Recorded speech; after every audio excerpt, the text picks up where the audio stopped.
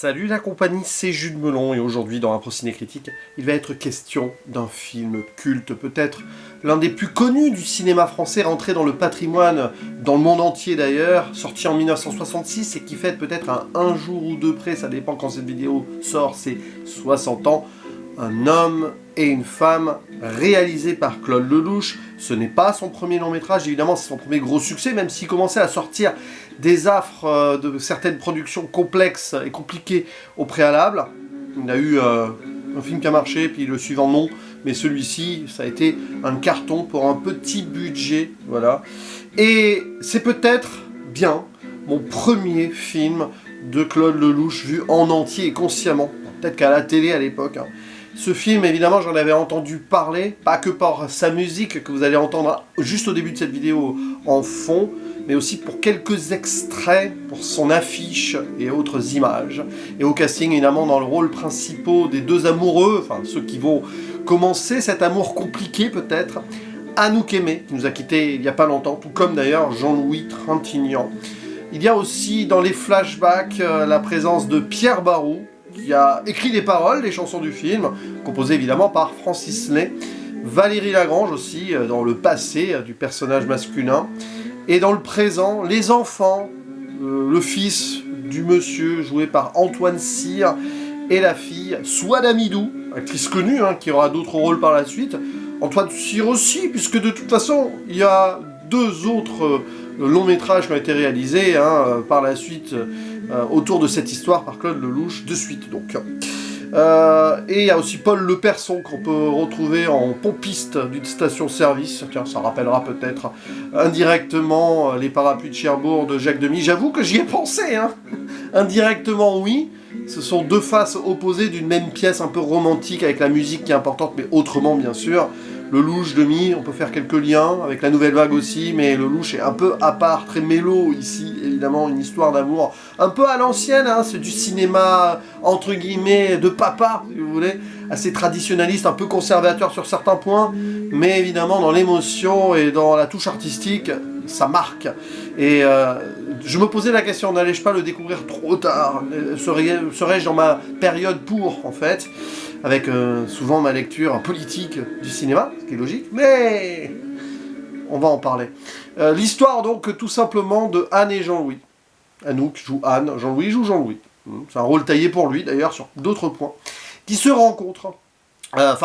Pourtant ils auraient pu se rencontrer avant, hein, parce qu'ils ont leur enfant dans le même pensionnat à Deauville, et ils vont les voir, hein, elle et lui, le dimanche, parce qu'ils ont une vie très occupée. Elle est script de cinéma, l'un des seuls rôles qu'on donnait aux femmes hein, dans la production des films à l'époque, hors Agnès Varda, bien sûr.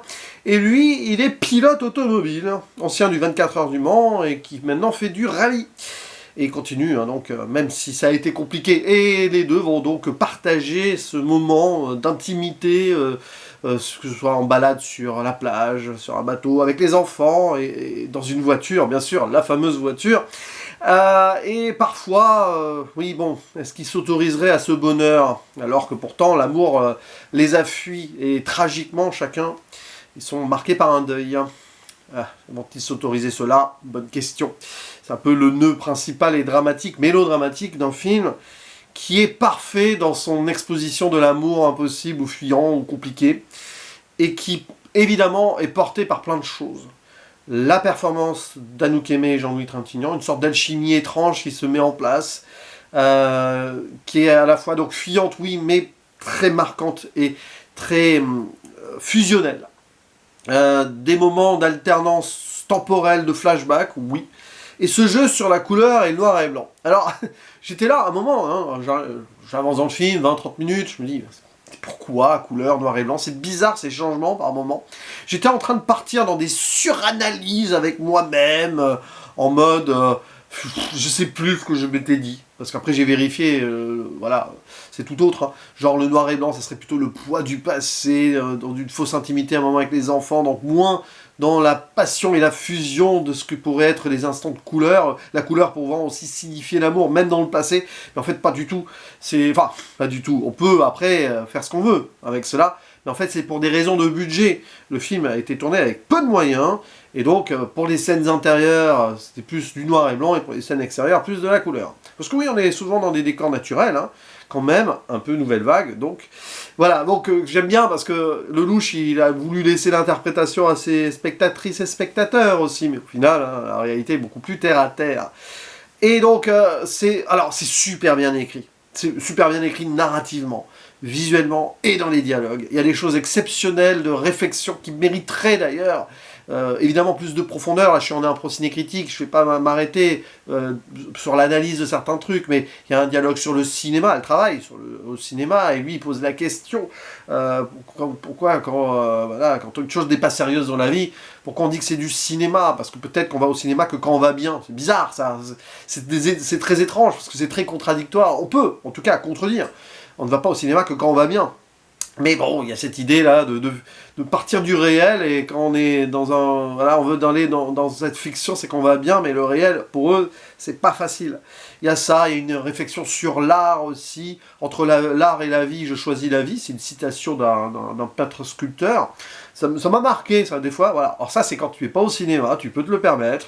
Mais hop, petite pause, tiens, vraiment, ces citations étaient vraiment... Oui, voilà. Bon, après, hein, je me suis remis évidemment dans le visionnage, que je n'ai pas interrompu plus longtemps. Donc oui, il y a plein de choses là-dessus, qui peuvent en dire long aussi sur la vision de Claude Lelouch, à la fois du cinéma et de la vie. Bon, on va pas rentrer dans cette analyse-là profonde, parce que ce n'est qu'un premier visionnage, et je suis très à chaud, je sors du film, là. Alors sur le reste, c'est un crève-cœur comme film, parce que... Je parlais de Jacques Demy tout à l'heure, finalement, les Parapluies de Cherbourg aussi, cet amour impossible, et tout, qui va finalement ne pas se faire, ou pas. Bon, je ferai une zone spoiler pour vraiment les 10 personnes là qui n'ont pas vu le film.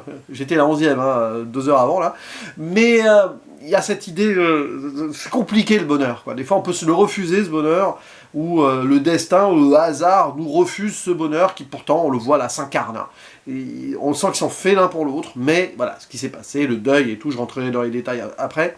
Ce qui est marrant, c'est aussi les enfants, parce que il y a le petit Antoine et la petite Françoise. Alors moi, je trouve que le choix des prénoms est exceptionnel. C'est peut-être probablement un hasard ou pas, j'en sais rien, mais Antoine, on pense à Antoine Douanel, autre, voilà, la nouvelle vague, qui a peut-être inspiré Lelouch, mais il s'en sort aussi, il décide de s'émanciper de celle-là. Mais Françoise, c'est aussi le prénom de la fille, je crois, de Catherine Deneuve, si je me trompe pas, oui, dans les Parapluies de Cherbourg. Donc, c'est marrant, mais ça a fait tilt, peut-être un hasard absolu. Et voilà, donc derrière, les enfants qui sont un peu amoureux l'un l'autre, on le sent, enfin c'est des amours de petits, quoi. Mais ils s'aiment beaucoup, avec le petit Antoine qui parle anglais, espagnol, etc. On voit, voilà, l'internationalisation aussi du fait qu'il a été pilote de course professionnel, donc forcément. Et elle, elle est script de cinéma, donc de toute façon, ils ont aussi une vie tumultueuse à côté, de beaucoup d'aventures et d'autres réalités parallèles, soit dans l'adrénaline du sport, soit dans le travail de fiction, là où elle a rencontré son ancien mari, joué par Pierre Barou, donc, et qui est à l'origine aussi de ses paroles. Et la musique, on ne peut pas ne pas en parler, parce qu'il n'y a pas que Shabadabada, Shabadabada. D'ailleurs, hein, ça c'est le meilleur, le plus grand effet de Mandela musical peut-être de l'histoire, parce que c'est pas Shabadabada, hein, c'est Dabadabada en vrai. Voilà, mais tout le monde a été piégé, c'est rentré dans l'inconscient collectif, et même dans certaines expressions, hein, le Shabadabada. Voilà. Tiens, d'ailleurs, ça me fait penser que si j'ai eu enfin l'idée de voir un homme et une femme, c'est grâce à Juste une illusion, le dernier Toledano Nakash, qui le référence à foison, vraiment. Je crois que même Lelouch a participé à une scène derrière la caméra, c'est assez étonnant. Pourquoi pas. Mais voilà, donc la musique qui accompagne, hein, et pas que donc sur le titre principal, il y a des morceaux qui en disent long. À l'ombre de toi, je crois, il y a aussi ça, une petite samba brésilienne aussi qui monte dans le flashback, le bonheur du couple qui n'est plus là, hein, parce que les deux couples qu'ils ont vécu l'un et l'autre, évidemment, ont été brisés par la vie. Et voilà, et ça se fluidifie dans des moments donc de narration, évidemment de souvenirs, mais aussi d'ellipses d'un dimanche à l'autre, si vous voulez. Mais entre-temps, qu'est-ce qu'ils vivent avec montage alterné, par exemple, quand il est, lui, à fond sur la route du rallye et elle, à fond sur le tournage, hein, ça va très vite, mais ils pensent l'un à l'autre, mais par flash, comme ça. Et des moments épiques, hein, évidemment, sur les routes aussi. Alors, on peut toujours questionner aussi cette vision-là de l'époque, mais oui, c'est un film de 1966. Donc pour l'émancipation et la liberté féminine et autre chose, on repassera. C'est un film d'antan. Mais je reviendrai sur ce point quand même, hein, parce que dans cette zone spoiler qui arrive, allez hop, maintenant, hein, je la décrète de façon totalement voilà, j'aurais peut-être d'autres choses à dire hors spoiler, mais c'est pas grave, au pire j'y reviendrai à la conclusion si ça me revient. Mais voilà, la fin, alors évidemment, c'est pas comme les parapluies de Cherbourg, puisque j'ai filé ce parallèle plutôt. Mais à la fin, alors que l'amour se consomme au lit quand même, elle va avoir ce flashback terrible qui l'a fait fuir ce bonheur-là parce qu'elle se sent coupable de tromper son mari post-mortem. Alors c'est là, on voit la femme qui se sent coupable, alors c'est très vieux jeu, quoi. Et autre chose qui peut faire vieux jeu, fatalement, c'est que après, c'est Jean-Louis qui va prendre la décision, et de ne pas, on va dire, suivre la décision d'Anne, qui décide de partir, c'est son choix, mais bon. Et il va la retrouver à l'arrivée du train. Alors ça, c'est génial, parce que tu peux analyser la finalité de façon double.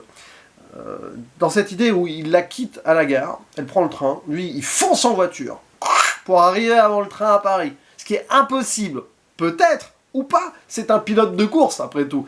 Mais ça laisse présager potentiellement que cette fin est une illusion. Fin de retrouvailles où ils s'embrassent et peut-être qu'ils vont être heureux. Panoramique finale avec vraiment le couple qui s'embrasse cristallisé comme une photo en freeze frame sur le film de Claude Lelouch. Final, pouf, c'est la fin du film. Ça j'aime beaucoup, mais ne serions-nous pas ailleurs? D'ailleurs, avant cette scène, moi j'aime beaucoup les flashbacks partagés de leur bonheur de l'un et l'autre, comme s'ils pensaient à la même chose au même moment. Et là tu fantasmes complètement, je pense qu'on est vraiment dans une forme de fantasme, parce qu'après tout je crois dans les suites, enfin 20 ans après en tout cas, ils n'étaient pas en couple. Donc ils se sont retrouvés, peut-être, ou pas, ils se sont jamais retrouvés, ou alors entre temps ils se sont séparés. J'aurais peut-être la réponse si je vois la suite un jour. Hein. Je sais que le Lelouch l'a un petit peu renié, c'est la première suite. Il en a fait une deuxième, donc je ne sais pas après ce qu'il en a pensé.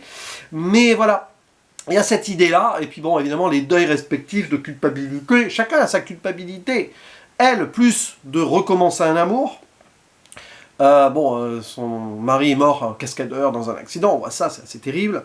Et lui, il se sent coupable de la mort de sa femme. Mais c'est pas pour autant qu'il va se refuser à ce bonheur. Mais parce que, bon, il a eu un accident 24 heures du Mans, il était dans le coma, et sa femme pensait qu'il était perdu, elle s'est suicidée à l'hôpital. Des choses qui n'ont aucun sens sur le papier, c'est du cinéma, hein. D'ailleurs, annonce radio du suicide de l'épouse du pilote de course, c'est du cinéma pur et dur. Hein. C'est improbable, quoi. Mais il y a beaucoup de choses improbables comme ça. Voilà. Comme d'ailleurs, après avoir gagné son rallye de Monte-Carlo, mais un peu par défaut, parce qu'il y a une disqualification, il va prendre une autre Ford Mustang, d'ailleurs, de son coéquipier, qui était vraiment pilote de course, et qui s'appelle Henri Chemin, et qui joue là... qui est devenu d'ailleurs un des manias de Ford par la suite en France. Il va prendre la voiture, il va traverser toute la France, soi-disant 6000 km. Et bon, 6000 km entre Monaco et Deauville, non, comme peut-être pas exagéré. Moi, quand je descends dans le sud, de Paris à la région autour de Nîmes et Montpellier, je fais 800 km. Plutôt 1000 km que 6000 km. Voilà. Bon, il y a des trucs qui sont fantasmés dans tout ça, c'est très intéressant parce qu'on décuple un peu les choses. Forcément, quand on aime, on ne compte plus. C'est un peu cette idée, et on ne compte pas aussi les heures passées sur la route sous la pluie, tout. Voilà.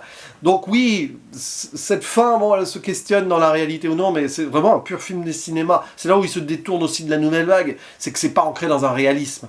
Il y a le réalisme des drames de la vie peut-être, du décor extérieur sûrement, mais bon, après il y a la poésie aussi qui se met en place, il y a l'homme et son chien aussi, j'en ai pas parlé, mais Claude Lelouch a créé ce film-là en voyant un homme et un chien, et une femme avec des enfants au fond en marchant sur la plage à Deauville, alors qu'il se lamentait sur l'échec de son film précédent, qui était une suite d'ailleurs d'un film d'avant qui avait marché, lui, comme quoi, hein. Bon, allez, je ferme ma zone spoiler. Très belle découverte, voilà, je conclue là-dessus. Un homme et une femme est un très grand film, c'est évident. Je peux y voir des défauts qui sont inhérents à ma lecture cinématographique d'aujourd'hui, que ce soit sur le plan social, politique et tout. Alors attention, hein. Là vous voyez ce que Lelouch a voulu faire et transposer dans son idée de fiction fantasmée, bien sûr, parce qu'il a eu cette idée, hein, comme je le disais, comme ça, soudaine, qui lui est venue, et il en a fait un film qui fonctionne sur le plan poétique, artistique, musical au sens large. C'est une poésie émotionnelle, du cinéma pur comme film. C'est un film cinéma qui sort du cœur, qui est donc vraiment dans le ressenti, dans les sensations et les émotions. Donc évidemment qu'il se désancre complètement d'une potentielle réalité terre à terre, mais peu importe, c'est pas du tout le sujet. Et donc dans ce qu'il traite là, c'est assez exceptionnel. C'est un petit sans faute aussi de maîtrise. et des fois aussi de sortir un peu de ces terrains battus de narration linéaire pour fuir, revenir, se souvenir, avancer, mais être bloqué quand même, ne pas pouvoir vivre ce bonheur, mais le vivre quand même. Il y a beaucoup de choses là-dessus qui sont intéressantes, il y a beaucoup de petits à côté, de petits dialogues, de petits détails comme ça qui ressortent dès le premier visionnage, ce qui prouve que, évidemment, nous sommes face à une des grandes œuvres du cinéma français de l'époque. C'est évident. Voilà, mon appréciation ne pourra peut-être qu'être meilleure avec le recul et avec le revisionnage. Bien sûr. Donc non, je ne l'ai pas vu trop tard. Oh, je l'aurais sûrement encore beaucoup plus aimé si j'avais vu il y a 10 ans. Mais c'est comme ça. N'hésitez pas à dire en commentaire ce que vous pensez de ce film, de sa bande originale, de ses actrices-acteurs, etc. De ce qu'il a laissé, selon vous, dans voilà, le patrimoine mondial du cinéma. Je dis français, mais mondial, parce que oui, ce film est connu dans le monde entier. Je vous attends au tournant, voilà, débattons ensemble, et il ne me reste plus qu'à vous dire Shabadabada, à la prochaine, ciao. Ta -da -da -da -da.